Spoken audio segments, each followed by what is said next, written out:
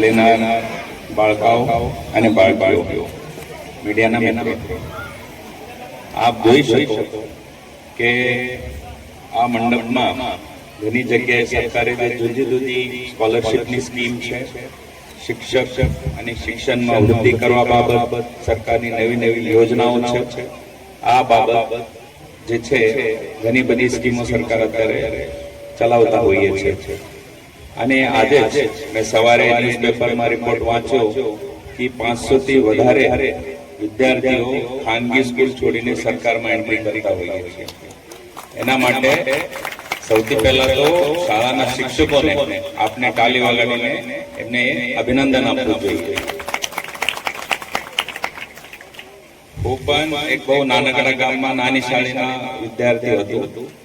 એટલે શાળા એ તો મહત્વની છે, પણ એનાથી વધારે મહત્વના શિક્ષકો છે. અને આવા શિક્ષકોના લીધે અમારા જેવા માણસો અહીંયા બેઠા છે.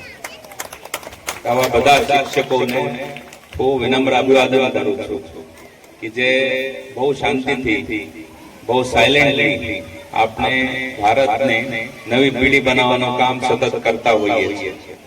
અને જ્યારે માનનીય મોદી સાહેબે આ પ્રોગ્રામની શરૂઆત કરી અને આપણે એક નવો જે છે ટાર્ગેટ આપ્યો છે કે ભાઈ ભારતને 2047 સુધી આપણે વિકસિત કરવાનું છે, એની શરૂઆત કદાચ શાળાથી વધારે બીજી જગ્યા ના થઈ શકે. એના માટે પણ હું આપને બહુ શુભેચ્છા, અભિનંદન પાઠવું છું. અને આ ટાસ્ક માટે આપણે બધાએ સંકલિત થઈને મહેનત કરવી એ જરૂરી છે. એના માટે પણ હું આપને બધાને અભિનંદન પાઠવું છું.